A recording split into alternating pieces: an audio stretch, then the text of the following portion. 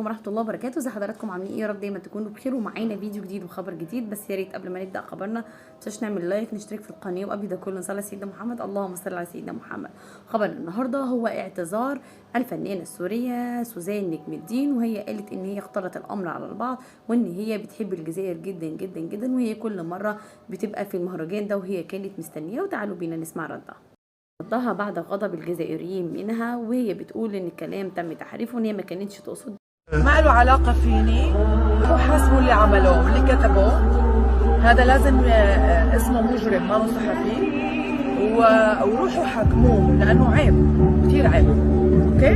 أنا ما قلت هذا الشيء ولا يمكن أقول هذا الشيء. الفنان الجزائري على راسي، والمنتج الجزائري منتج بيشرف وبيرفع الراس، وهو الوحيد اللي وصل للعالمية، للأوسكار وللصفة الذهبية. ولا يمكن أني أقول هذا الكلام، هذا كلام محرف عن لساني. خير يا رب في فيديو جديد وخبر جديد، والسلام عليكم ورحمة الله.